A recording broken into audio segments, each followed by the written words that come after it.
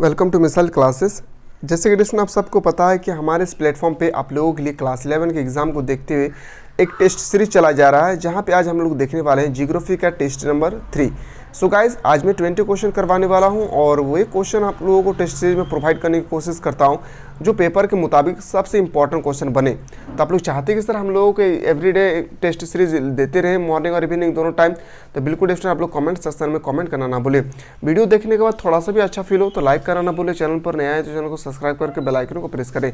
So guys, आप लोगों से इतना रिक्वेस्ट है कि ज़्यादा से ज़्यादा बंदे तक इस वीडियो को पहुँचाएँ जो क्लास 11 से रिलेटेड है।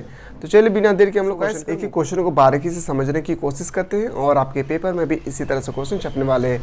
अगर आप लोग चाहते हैं कि सर हम लोग इसी तरह से एवरीडे टेस्ट सीरीज देते रहे तो कमेंट सेक्शन में बिल्कुल दोस्तों कमेंट करना ना भूलिए। चलिए पहला क्वेश्चन पे चलते हैं।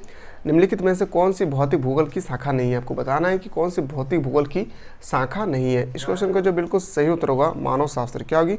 मानव शास्त्र इसका सही उत्तर होगा। अगला क्वेश्चन पे आते हैं, क्वेश्चन नंबर 2 पे। निम्नलिखित में से किसका संबंध जीव भूगोल से है? आपको बताना है किसका संबंध जो है जीव भूगोल से संबंधित है। याद रखेंगे जीव विज्ञान। इसका राइट आंसर होगा ऑप्शन नंबर सी। आपके पेपर में भी इसी तरह से हूबहू क्वेश्चन छपने वाले हैं। क्वेश्चन नंबर 3 है, निम्नलिखित में से कौन सा प्रक्रम भू संरचना से संबंधित नहीं है? आपको बताना है भू संरचना से संबंधित कौन नहीं है? सांख्यिकी तकनीक।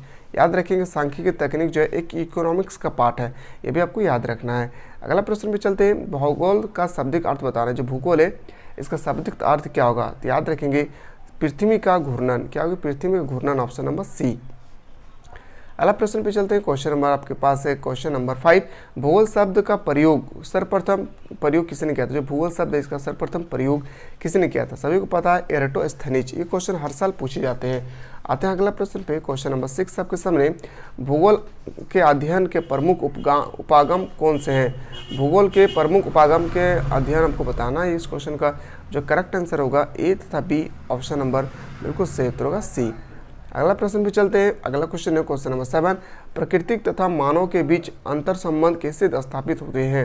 इस क्वेश्चन का बिल्कुल सही उत्तर होगा ए एंड बी। इसका करेक्ट आंसर होगा ऑप्शन नंबर ए और बी, दोनों राइट होगा। अगला प्रश्न पे चलते हैं। अगला क्वेश्चन है, विषय वस्तु उपागम किस भूगोल वेत्ता द्वारा दिया गया है? याद रखें किसके द्वारा दिया गया है। इस क्वेश्चन का जो करेक्ट आंसर होना चाहिए अलेक्जेंडर वाम हुम्बोल्ट।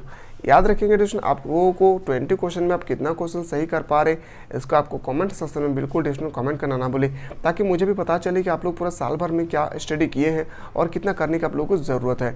अगला प्रश्न पे चलते हैं। प्रादेशिक भूगोल की विशेष विभिन्न शाखाएँ हैं। तो क्या होगा विभिन्न शाखाएँ? क्षेत्रीय अध्ययन, प्रादेशिक नियोजन, प्रादेशिक विकास, यानी ऑप्शन नंबर बिल्कुल सही होगा डी।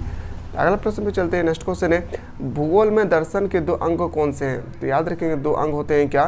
भौगोलिक चिंतन, मानव परिस्थिति, यानी ऑप्शन नंबर ए सी आपका राइट आंसर होगा। अगला प्रश्न पे चलते हैं। क्वेश्चन नंबर 11, भौतिक भूगोल की प्रमुख शाखा है। तो भौतिक भूगोल की प्रमुख शाखा क्या होगी? तो याद रखें इस प्रश्न का सही उत्तर होगा भू आकृति विज्ञान, जलवायु विज्ञान, जल विज्ञान, यानी ऑप्शन नंबर डी इसका राइट आंसर है। अगला प्रश्न पे चलते हैं। नेक्स्ट क्वेश्चन है क्वेश्चन नंबर 12। मानव भूगोल के अंतर्गत कौन सी प्रमुख उपशाखाएँ आती है? तो कौन सी उपशाखाएँ आती है? तो याद रखेंगे उपयुक्त सभी, यानी ऑप्शन नंबर बिल्कुल सही उत्तर ऑप्शन डी। अगला क्वेश्चन पे चलते हैं। अगला प्रश्न आपके सामने नेक्स्ट क्वेश्चन है। सो गाइस, वीडियो देखने के बाद थोड़ा सा भी आप लोगों को अच्छा फील हो तो लाइक करना ना भूलें, क्योंकि डिस्कशन आप लोगों के लिए हमारे पूरे प्लेटफॉर्म के टीचर जितना भी है सभी कोई डिस्कशन आप लोगों के लिए इतना दिन और रात मेहनत कर रहे हैं ताकि आप लोग अच्छे अंकों से पास होकर अपने माँ बाप का नाम रोशन कर सके। सो गाइस, वीडियो देखने के बाद ज़्यादा से ज़्यादा उस बंदे तक शेयर करें जो क्लास 11 से रिलेटेड है। अगर आप लोग चाहते हैं कि इस तरह हम लोगों को इसी तरह से एवरीडे टेस्ट सीरीज प्रोवाइड करते रहे जब तक हमारे एग्जाम ना आ जाए, तो बिल्कुल डिस्कशन आप लोग कमेंट सेक्शन में कमेंट करना ना भूलें। मैं आप लोगों को तो वो क्वेश्चन पहुँचाने की कोशिश कर रहा हूँ जो आपके पेपर में डायरेक्टली छपने वाले हैं। क्वेश्चन नंबर 13 पे चलते हैं, जो मोस्ट एक्सपेक्टेड क्वेश्चन है। क्वेश्चन नंबर 13 आपसे पूछा गया है, भूगोल विषय के संदर्भ में कौन सा कथन सत्य है? कौन सी स्टेटमेंट जो है सत्य है? उपयुक्त सभी इसका राइट आंसर होगा। अगला प्रश्न पे चलते हैं। अगला क्वेश्चन है क्वेश्चन नंबर 14। भूगोल का जनक किससे कहा जाता है? अभी हम लोग जस्ट डिस्कस किए थे कि भूगोल का जनक कहा जाता है किसे। याद रखिएगा बहुत इंपॉर्टेंट क्वेश्चन है ये, भूगोल का जनक किससे कहा जाता है। ये क्वेश्चन का आंसर आपको कमेंट सेक्शन में बताना है कि इतना इसका आंसर क्या होगी। भूगोल का जनक लिख के आपको बताना है कि 14 नंबर का आंसर ये होगा। अगला क्वेश्चन पे चलते हैं। नेक्स्ट क्वेश्चन है, भूगोल शब्द किस भाषा के 2 शब्दों गोस तथा ग्राफोस से मिलकर बना है? इस क्वेश्चन में बिल्कुल सही उत्तर होगा ग्रीक भाषा से। कौन सी भाषा से? ग्रीक भाषा इसका राइट आंसर होगा। अगला क्वेश्चन पे चलते हैं। नेक्स्ट क्वेश्चन है क्वेश्चन नंबर 16।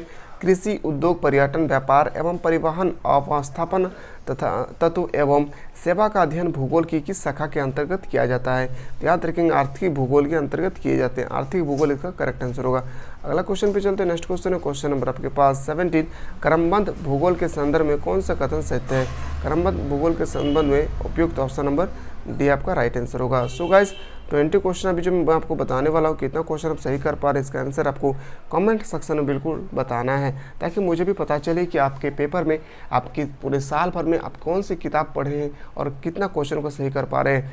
प्रादेशिक भूगोल के संदर्भ में कौन सा कथन असत्य है आपको बताना है, फॉल्स बताना है यानी असत्य बताना है। तो याद रखेंगे यह विधि राजनीतिक क्या पर आधारित है, यानी ऑप्शन नंबर बिल्कुल सही होगा डी। अगला क्वेश्चन पे चलते हैं। अगला प्रश्न नेक्स्ट क्वेश्चन है। क्रमबद्ध भूगोल के संदर्भ में कौन सा कथन असत्य है? क्रमबद्ध भूगोल के संबंध में कौन सा स्टेटमेंट जो है असत्य है? तो याद रखेंगे सभी भौगोलिक तत्वों का अध्ययन, यानी ऑप्शन नंबर बिल्कुल सही उत्तर होगा इसका सी। अगला क्वेश्चन पे चलते हैं और आज का लास्ट क्वेश्चन है। मैं उम्मीद करता हूँ इसमें आप लोगों तक इसी तरह से हर एक दिन क्वेश्चन पहुँचाने की कोशिश करूँगा जो आपके पेपर में डायरेक्टली छपने वाले हैं। अगर आप लोग तैयार हैं तो आप लोग कमेंट सेक्शन में बताएं कि सर हम लोगों को एवरीडे टेस्ट सीरीज देते रहे, इवनिंग और मॉर्निंग दोनों टाइम। प्रादेशिक भूगोल के संदर्भ में कौन सा कथन सत्य है? तो याद रखेंगे यह विधि एकाकी रूप में प्रस्तुत करती है, यानी ऑप्शन नंबर बिल्कुल सही उत्तर होगा option number D. So guys video देखने के बाद थोड़ा सा भी आप लोगों को अच्छा फील हुआ है तो लाइक करें और ज़्यादा से ज़्यादा उस बंदे तक शेयर करें जो क्लास 11 से रिलेटेड है, ताकि उनको भी पता चले कि आपकी तैयारी कितनी हो पाई है। तो चलिए एक नेक्स्ट टेस्ट सीरीज में हम लोग मिलते हैं, तब तक के लिए जय हिंद, जय भारत, वंदे